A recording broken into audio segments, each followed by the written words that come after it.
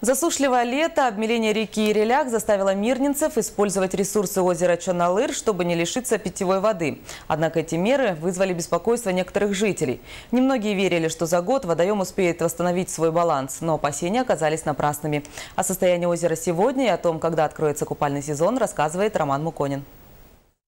Тысячи кубометров воды, отобранные в прошлом году из озера Чоналыр для нужд питьевого водоснабжения Мирного, значительно понизили его водный баланс, в результате чего купаться в водоеме было запрещено.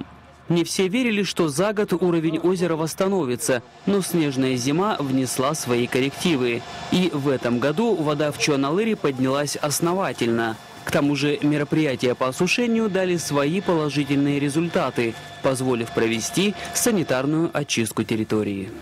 Это не повредило, во-первых, озеру и фауне не повредило, потому что мы успели за это время полностью очистить дно озера от мусора. Вывезли очень много мусора, железа, металла, который накопился за 15 лет.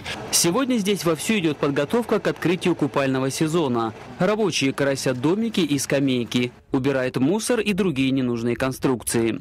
К тому же в этом году культурно-спортивный комплекс получил права на дополнительную береговую зону, в результате чего протяженность пляжа увеличилась на 150 метров. Режим работы нашей базы будет с утра и до 9 часов.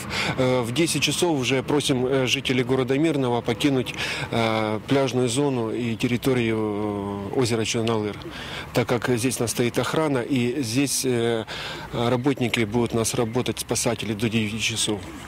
Несмотря на то, что первые отдыхающие на пляже Чоналыра уже появились, вода пока не прогрелась основательно. Если погода нас не подведет, то в начале следующей недели горожане смогут насладиться приятным отдыхом и получить хороший загар.